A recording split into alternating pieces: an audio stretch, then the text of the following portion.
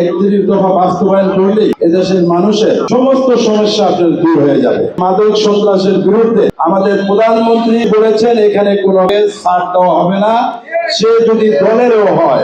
আপনারা জানেন জনাব তারেক রহমান উনি আপনি যে প্রতিশ্রুতি দিয়েছিলেন 31 দফা বাস্তবায়ন করার জন্য, বর্তমান দেশের প্রধানমন্ত্রী উনি ইতিমধ্যে সেই কাজগুলো আপনি বাস্তবায়ন করে চলছেন। ইনশাল্লাহ আমি মনে করি আপনারা সবাই এদেশের মানুষ যদি আপনার তাকে সবাই সহযোগিতা করেন তাহলে এই 31 দফা সে বাস্তবায়ন করবেন। আর এই 31 দফা বাস্তবায়ন করলেই এদেশের মানুষের সমস্ত সমস্যা আপনার দূর হয়ে যাবে।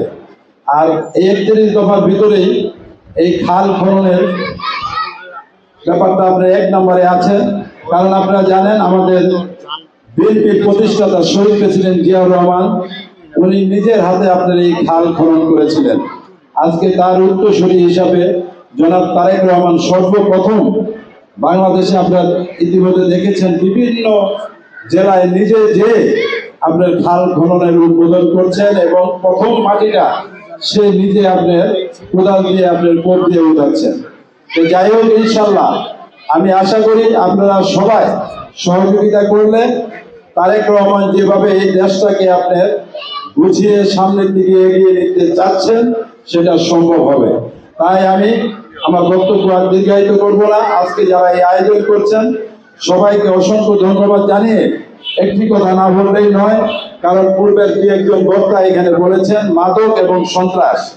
ইতিমধ্যে আপনারা দেখেছেন যে মাদক সন্ত্রাসের বিরুদ্ধে আমাদের প্রধানমন্ত্রী জনাব তারেক রহমান সরাসরি বলেছেন এখানে কোনো কাউকে ছাড় দেওয়া হবে না, সে যদি দলেরও হয়। তো যাই হোক, আমার পূর্বের একজন বক্তা বলেছেন যে প্রশাসন ঠিকমতো কাজ করছেন না।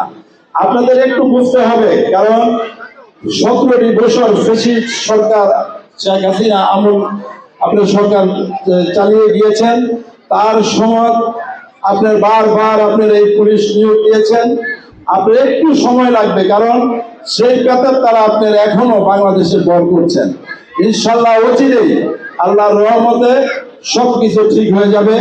আপনাদের সবার সহযোগিতা একান্তভাবে বাংলাদেশ জাতীয়তাবাদী সরকার আপনার কামনা করে আপনারা আমাদের নেতা জনাব তারেক রহমানের জন্য দোয়া করবেন যেন আল্লাহ পাক রব্বুল আলামিন ওনাকে সুস্থ রাখেন।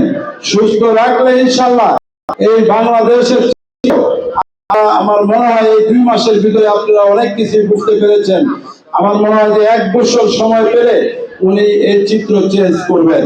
কিন্তু তার পাশাপাশি আমাদেরও নিজেদের ঠিক হতে হবে, আমাদের সমাজ ব্যবস্থা আপনাদের ঠিক করতে হবে।